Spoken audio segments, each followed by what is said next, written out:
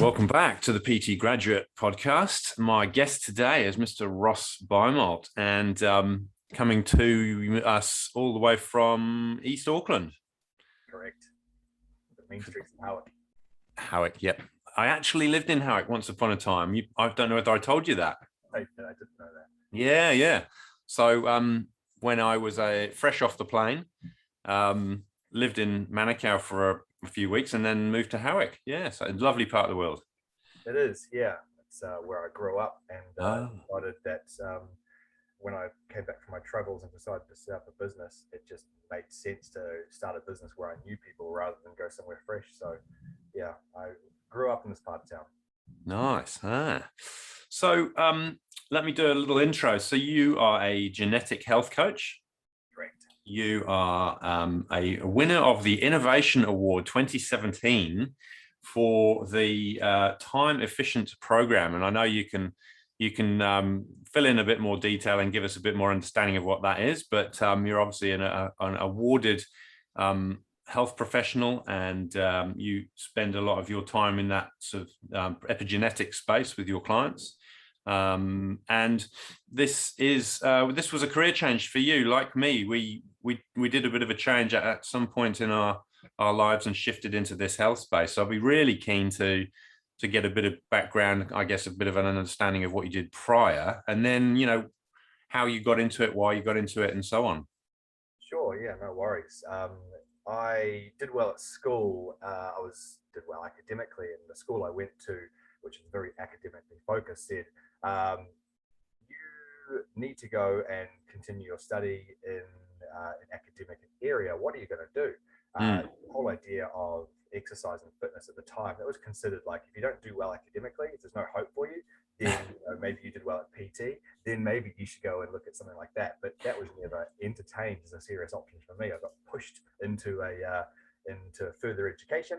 I was 17 years old, and after literally a very short amount of time, I decided that, the thing that I liked was a small 2-week block in graphics and design called architecture. So I then went and did an architecture degree. Okay. That was a 5-year degree, of which I lasted 3 years. And that was the start of my cycle of 3 years of, I wonder if this is me. So there was the first year of my cycle of 3 years of discovery was, this is really interesting. And then going through the motions, and then I'm over it. And that was basically architecture summed up like that. And then it was IT support, and then it was wireless broadband, and then it was project management. So they were all 3 years, and they were all interesting for the first, all going through the motions, and all done by year 3. And then I hit 30 years old, so that was from, I guess, 18 years through 30 years, 12 years of my life, just trying things out.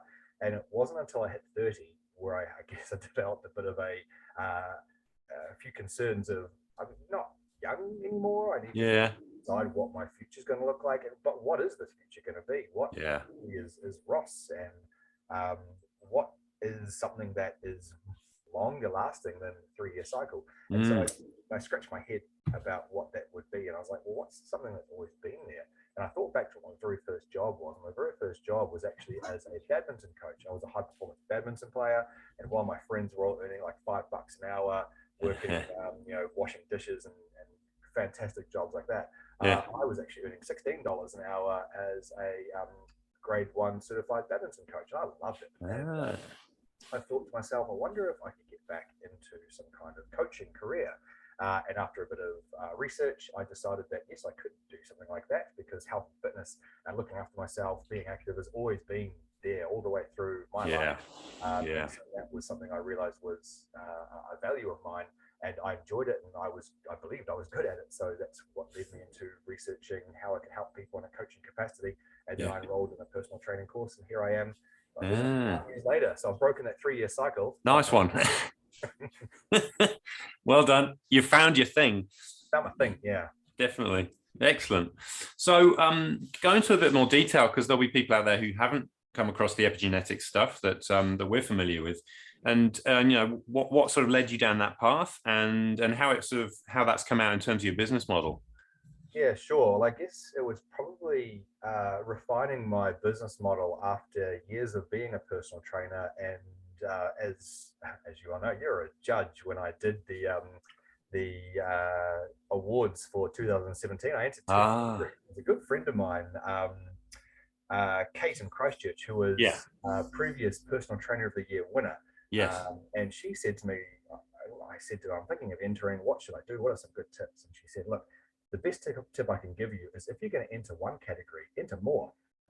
It's not much more work to then take what you've constructed, because the Personal Trainer of the Year entrance is a massive thing. Yeah, And you can take bits of that and use it for other things. yeah. And so I thought that's a great tip. And so that's why I entered two categories: Personal Trainer of the Year, of which you were a judge, and I blame you and solely you for not letting me win that. I was a finalist for Personal Trainer of the Year, but it was very well deserved winner, which was Corinne Austin. Yes. And yeah, she's a fantastic trainer, has a very Yeah.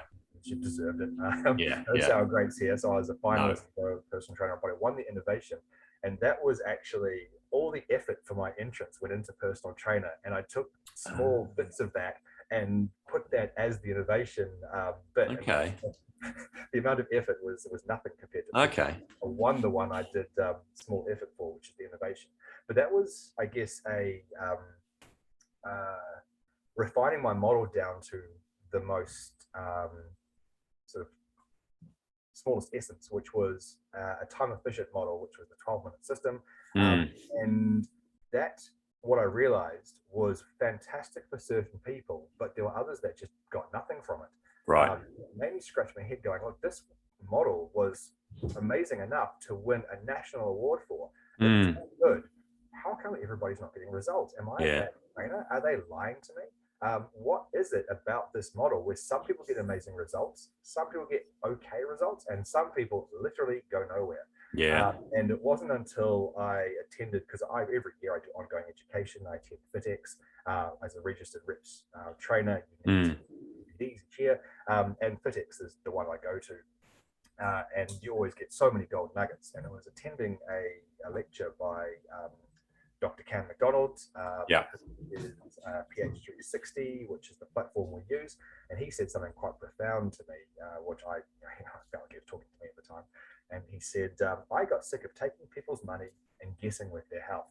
And this is coming from a double PhD. He has dietetics and exercise physiology. In terms of education, it doesn't get much higher.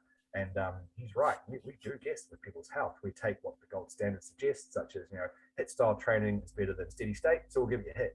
6 more meals a day is better than 2 large, we'll give you 6 more meals. I know that people respond differently, and that advice just doesn't suit everybody.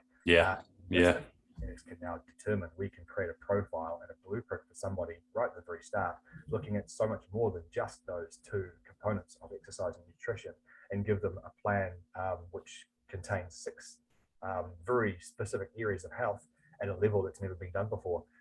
And that's essentially what my business model is now based on. Fantastic. That's great. And my understanding is that you have a subscription model. So that is, again, it can be a slightly different model to some of the trainers out there. And I guess it's useful to explore that a little bit, because that just gives people new information and new options in terms of the way they may shape their business. Am I right in saying that's still the case, Russ? Correct. Yeah, no, that's the case. So traditionally, as a personal trainer, I had clients who would invest a rate per session. And so people would train with me. Generally, the most common frequency was once per week. Some people were doing once per fortnight, and some people were doing twice per week. But the problem with that model is that if people can't make their session due to illness or injury or whatnot, you spend your time in the admin system taking income away from you. And I thought, this is backwards. When people spend admin in their business, it's to generate income, whereas I'm in my admin business to lose income. And also, what I realized is that the only way for me to really create success, financial success in the business, is to just spend more time training people. And as life changed, I got married, I had 2 kids, I decided there are things in my life that I wanted to do, which took up time, like mountain biking and snowboarding and things that aren't just like a 5-minute activity. And I realized that if I was doing 45 or 50 client sessions a week, nice and busy. I can't be the dad that I want to be. I can't do the things that I want to do. And Yeah. it was really starting to grate on me. Yeah. How do I get more money? Work more hours. When I work more hours, I not only destroy myself, but I can't spend. And it was that work-life balance that Yep. I'm talking about. Yeah. So COVID came along and my business got annihilated. My target market are small business owners, and I literally lost 90% of them in the first lockdown. Everyone went running Yeah, of course. self-preservation mode, and it's completely understandable. Yeah. The lining from that is that it got me to sit down and plan through that first 4-week lockdown what I could do, featuring the things that I've been training up in. So as a personal trainer, we met through the holistic movement coach course, and so I've got obviously a lot of skills now through that new model, and I thought, this is cool. How can I add that into my business model? Plus also the epigenetic model, I thought was very, very amazing. How do I factor that in? So I sat down and created a membership model, which means that people invest a weekly amount, and for that they get a whole lot of tools, not just my time. So people actually only see me one-on-one every 4 weeks. After I set them up, I'll give them all the tools they need. And my job is to motivate them in other ways to use all the tools. So we have things like Facebook community, text to go out, group sessions for exercise, group Zoom sessions on people's health type, and a whole lot of other tools that people get. So it basically becomes a cheaper model for them than a personal training solution. Right. But also it leverages my time. So it provides actually a higher return for me because of the fact that I only see them one-on-one every 4 weeks. Yeah. So it's kind of a win-win. And that, as of about 2 or 3 weeks ago, overtook the business, being the largest part of the business. So I've grown that side to be a larger business model now than the personal training model, which is exciting. Fantastic.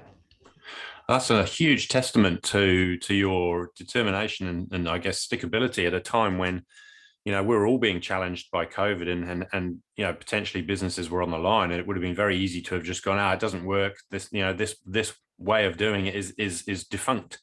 You turn that around and found another way. And I think, the fact that you've now overtaken the traditional model with your new model is testament that it does work, and to stick at it and to try and find a solution in those testing times is a real feather in your cap. And I guess something that everybody can take away and say, hey, how can I do that in my business? Because it's impressive. I think, we can all learn something from that, on many levels. So well done. Well, one of the other things I wanted to make sure was that it's actually a lockdown-proof model. I thought COVID might not be going anywhere for quite some time. Have a look at poor old Australia.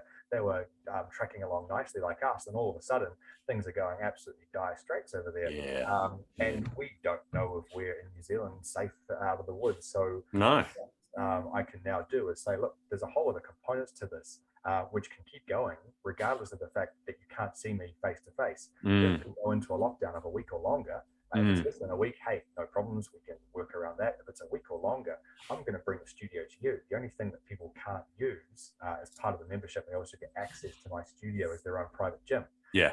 And I say, okay, well, I'll bring the studio to you. I'm going to do 2 daily sessions, one for the morning people, one for the afternoon people. Yeah. And I will do like a mobility session, a strength at home session, a session.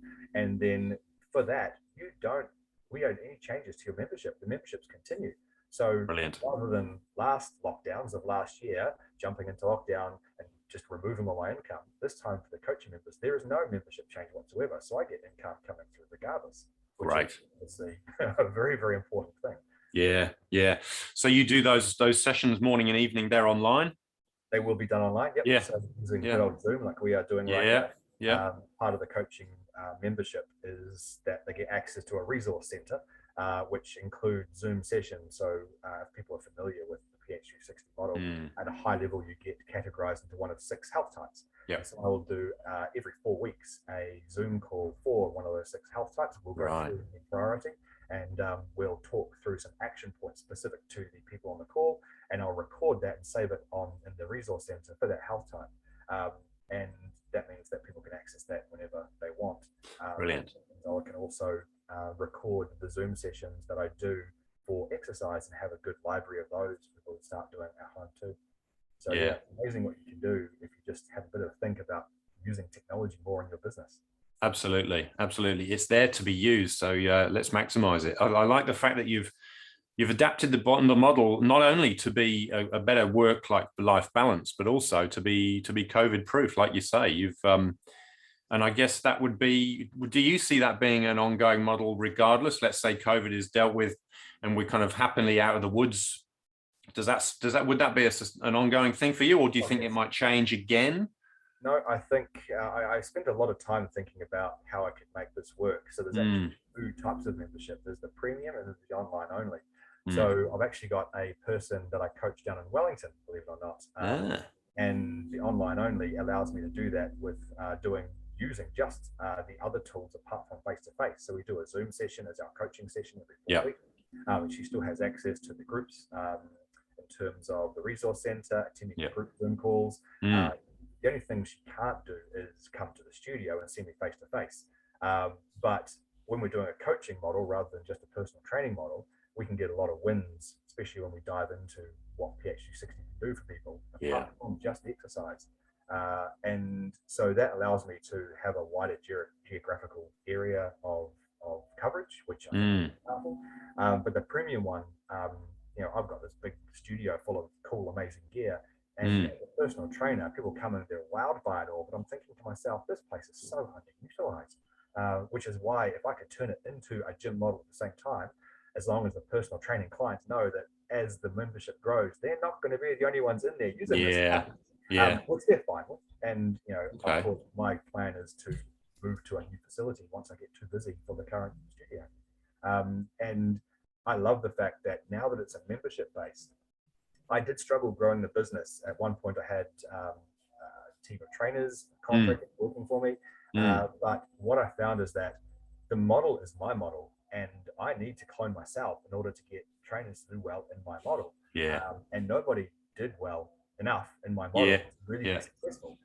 Whereas now, because the membership model is still my model, I can start getting in contractors or employees potentially to take a small role in that. I can get a trainer to do the group sessions or the PT sessions. I can get another health coach to take the old Zoom call, whereas it's still by membership, I facilitate everything in that. As I get busier, I can start handing over small parts of it to others, which I think is a much more sustainable way of growing too. I think that sounds like a smarter way to operate. And you've still got the control of I guess you're controlling the cash flow, and you can see where you can delegate out parts of those activities to different people, but still retain control, and it still fits under your brand. I like it. Yeah. Nice. I'm just making notes. Sorry, Ross. Please make notes away. I'm scribbling at the same time so that I've got some notes to put into the show notes so that people can see what we've talked about before they press play. Exactly. Exciting. I guess there's always opportunities and challenges, aren't there? And it sounds like you've taken full advantage of those and done some of the deep thinking, because I don't know whether we do that enough, for ourselves, is to actually stop and do the deep thinking and think, how can I change? What can I change? When can I change? Rather than just doing the same old.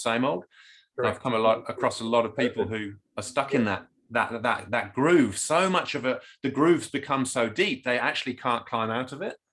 That's it. And I probably wouldn't have had to change the model if it wasn't for COVID. I was thinking about all these new cool tools that I was being exposed to. And I was thinking, what do I do with them? But had it not been for the lockdown, I would have just probably kept on going with the same model and maybe eventually tried to integrate things a bit more. But it was the fact that I was essentially forced to just stop, sit still, go back to the drawing board and rethink things. And I guess one of the big lessons I can push on is that don't just get stuck in the groove of doing what you do. Always challenge the thinking of, how can I do things better? Is this the smartest way? Does this still fit with my lifestyle? 11 and a half years later, going from a single man through to, having 2 children and a very, very different life now. That means that my business and my life have different priorities, and they don't fit the same models. No, absolutely. I guess that takes us nicely into the next question in terms of the industry and so where you see it going, and what do you think will stick in terms of fads or that become trends as opposed to fads that just fade away. I guess you've kind of answered some of that in terms of adaptability and being able to flex and change and sort of change the business model when it's needed. But so in terms of sort of, not just your business, but the industry, the wider industry, where do you see that going, and what do you think will stick as opposed to what may not? I think technology is going to become more and more integrated into a lot of business models. I think so many businesses, and including the fitness industry, realize how powerful video-based streaming, we talk about Zoom, but there are of course plenty of other platforms, can be for their business. And it was quite pivotal, and I use it. I use it all the time now. And that's just one idea of how you can actually push yourself out to a greater audience. I think technology and having your presence online is here to stay. I also think wearable devices and the technology that comes along with that is fantastic. And I know that PH360 are talking about integrating even more with wearable devices. So one of the things that they're big on is having, it's getting more and more accurate with heart rate monitoring and what these wearable devices can start doing. And the app is going to basically start measuring people in real time, doing things like, hey, we're noticing that there's an elevated heart rate for an extended period of time. We believe you're under stress. Here are the interventions that you specifically need to do right now to come back on track. Wow. I think that high-level integration with technology is going to become much more prevalent because, yes, as health practitioners, our jobs are coaches, but if we can get more accurate ways of measuring people's health, we can then coach better. So I think going to be something we'll see becoming much more prevalent as we move forward. But what I also have seen myself, and I know you've seen the same thing, is that there's been a lot of interest in my services thanks to what I believe is people's now renewed interest in their own health. COVID is knocking people out who have immunocompromised health conditions. That could be me. Perhaps I should actually look after my health so I don't have a health concern to worry about. So I do get a lot of inquiries where a lot of people, of course, can be struggling financially and can be worried about other people. But I've noticed that I believe at the same time, there is a very big interest in health right now. Absolutely. I think you're right, Ross. And yes, I have experienced that same thing. I think once we got clear of those lockdowns at the beginning of this year, where we had a couple of pauses, as it were, which were much shorter this time. Since then, I think there's been a little bit more certainty. Things have felt a little more certain. I think people have been able to go, right, what can I do for myself? And exactly as you say, people are concerned about their own health more. I also think businesses are more concerned about the health of their employees as well. That is certainly on the top of mind for some business owners more than others, but there has definitely been a shift in the market, I think, with companies realizing that health and safety isn't just about safety. there's a big element there that especially playing into that mental health space that we can really capitalize on and not take advantage of, but be in the right place at the right time to support those businesses so that we can help them, and obviously that helps us as well. Well, it's actually funny you say that because this morning I actually did a presentation for a local business on exactly that. Excellent. And it's a strategy that I'd like to use moving forwards because I actually really do enjoy it. And it was a company that, believe it or not, it was actually from a person that I met at the last Holistic Movement Coach Day course that I did. Really? Yeah, I know, how crazy is that? How bizarre. He got in contact with me to say, I met you at the course. I've been contracted to do a presentation for the Hamilton office, and they've got an East Tamaki branch, and would you be interested to do that? And so East Tamaki is 2 suburbs across from me. So 15 minutes drive. I said, yeah, of course. So I did that presentation this morning, and it was on safe lifting. But my prerogative was to let them know that the lifting is not where things are going to go wrong. It's preparing your body and getting your health in the right state, that the lifting doesn't take a toll on you. Is where I spent most of my time. So what was supposed to be a 40 to 45-minute presentation was over an hour, about an hour 10, because they found it really interesting and there were questions. I used some really cool holistic movement tools. Nice. Also, I took my massage balls along and got the out, and that was quite a lot of fun. And also did some presentations on how epigenetics can help in that area as well. Awesome. Good on you. I'll keep chipping away. There's definitely a good market there, and I think You know, more and more businesses are going to see the value in that, being able to either dip into people's skills and sort of take what they need, or get some longer term support so that they can sort of slowly change the culture and the health of the entire organization. It's powerful stuff. Yeah, and I know that again, using PhD 60 as an example, they have got their Shea Wellness essentially branch of what they do, which is Yeah. directed at corporates and around mental health and putting people into the right areas of strength for them. Yeah. And that's something that they're really trying to grow. And they did, I think it's Australasia's Healthiest Workplace Challenge recently. Yeah. And I think there were 3 businesses in New Zealand in the top 10 Right. from that challenge. Wow. So it just shows you how powerful that is becoming as well. Yeah. Yeah. Yeah. Oh, good on them. It's great that there's these pockets of real progress and development in the industry that we can tap into and really sort of support and be part of that progress and movement. It's good. So pick your brains a little bit more in terms of, sustainability. PT Graduate is about helping PTs get in and stay in the industry. That sustainability is a really key one. What do you think in terms of, we've kind of explored some of this already in terms of business models, but other things in terms of the, behavior, in terms of business skills, those sorts of things, do you think are really important elements to get right as a practitioner? Yeah, one thing that I picked up from my course, which was invaluable knowledge, was that so many trainers are fantastic technicians, but terrible business people. And so they'll go out with all the great technical skills and how to train people with this amazing technical ability and do things very, very specifically technically correct, but have no ability on how to actually generate leads and market their business and create all the systems that they need to actually make a business work. What that means is that they'll often be a employee or a contractor for somebody else, where they generally will not earn to their capacity, or their business will fail. And you, as a business owner, will know what the stats are. And if you are watching this, don't know what the stats are, you should get to speed with what the stats are and how many new businesses fail. It's not really good reading. Most of them, 80% in the first year, and I think it's 80% in the next 3 years, will fail. So the chances of running a successful business are very, very small. It's not to say it's impossible, but I think a lot of people go into it without the sufficient knowledge on the business side. So, do a business course, nothing to do with physical training, do a business course. And the course that I did had 50% weighting on fitness skills and 50% weighting on business skills. Really? Half of the training was around how to make it a successful business model.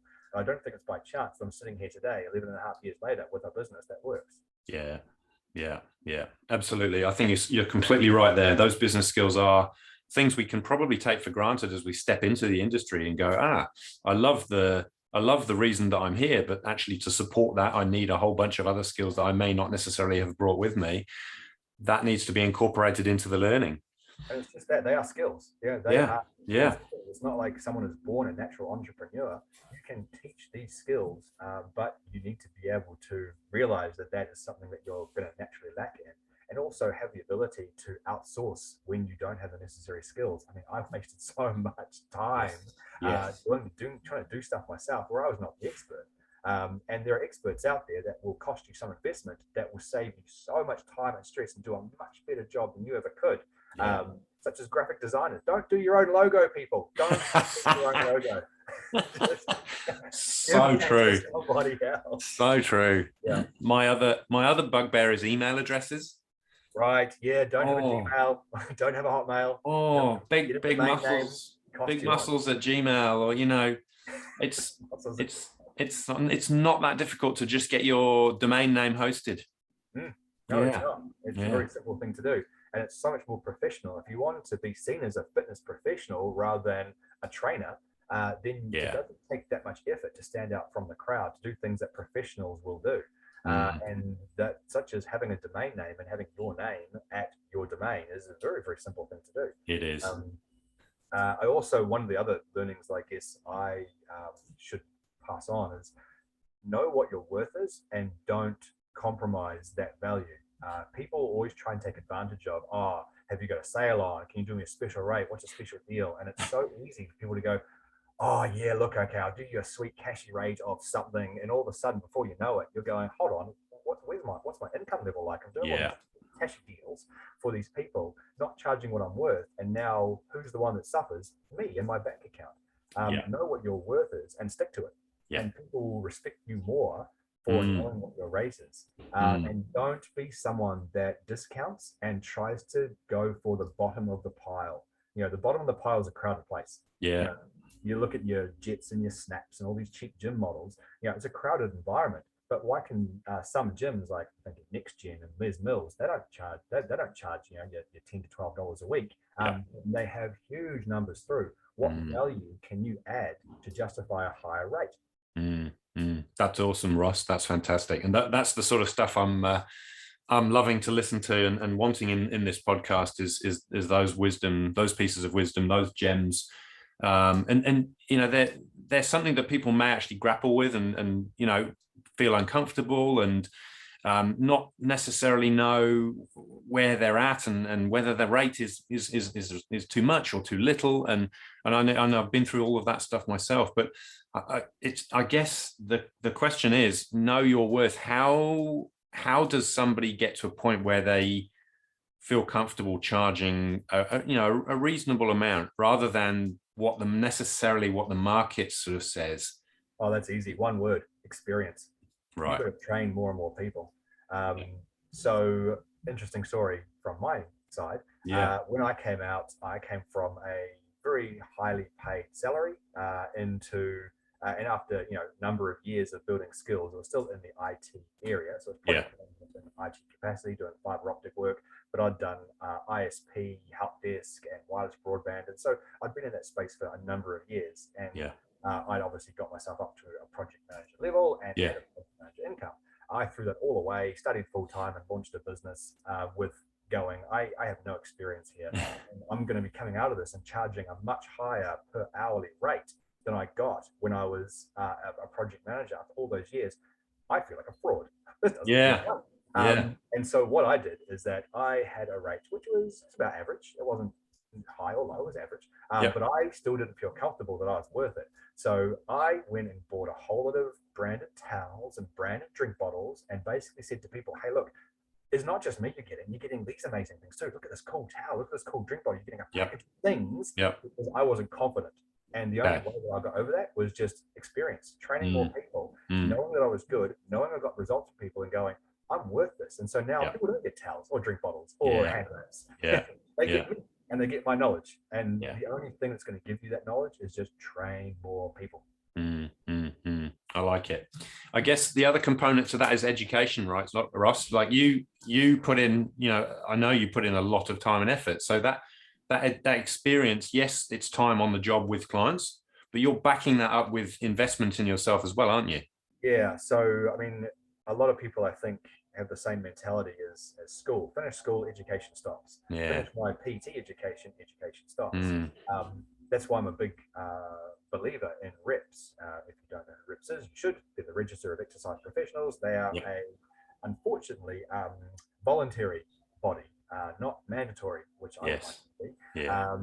That's a whole different conversation. Um, so what that means is that you need to abide by a code of ethics and you have to have ongoing education or CBD points every year, continual professional development. Yeah. And the holistic movement coach that you are part of, that is an authorized CPD provider. So I've got some points from the last session I did with you guys. Yeah. And if you go to the FitX conference, which is usually end of November every year, that conference, which is like a 2 or 3 day conference, full days, that gets you enough points in itself for your entire year. So I go every year just because by attending that, you get your points up, but you just get exposed to people from around the world who fly in to this conference at AET North Shore and provide you with so many gold nuggets and of a sore brain from all the things I pick up. It really is fantastic. Yeah. So having done that since I think 2013, I think was the first one I attended. I've been every single year. So what's that? Brilliant. Eight-ish will be 8 years this year of attending FitX. Without that ongoing education, I wouldn't be exposed to all these new tools and tips and ideas. And it's a combination of not just fitness tools and tips, but it's also the business stuff. You know, if you're ongoing improving your business knowledge as well as your fitness knowledge, you can continue to become a better person. One of the things that I really loved about the fitness college that I attended was that they said, in order to be a better personal trainer, you need to be a better person. The key word is personal, not trainer. Become a better person, and you will become a better trainer because you'll be able to attract more people. People like you. Not because you can teach them a better lunge than the next person. That's not what they stay around for. No, it isn't. It isn't. That's awesome, Ross. I think I could probably sit here for another few hours and just chew the fat and go through some of this stuff with you, because we're so on the same page. Unfortunately, that's probably not practical for both of our businesses. Yes, so we may have to plan a part 2. But for today, I want to thank you so much for your time, for your gems, and for being so open and sharing everything that you've been through and sharing that with our audience. My pleasure, Rich. Great to be a part of this. And at any time, mate, let's do part 2. Sounds good. All right. Cheers, Ross. See you again.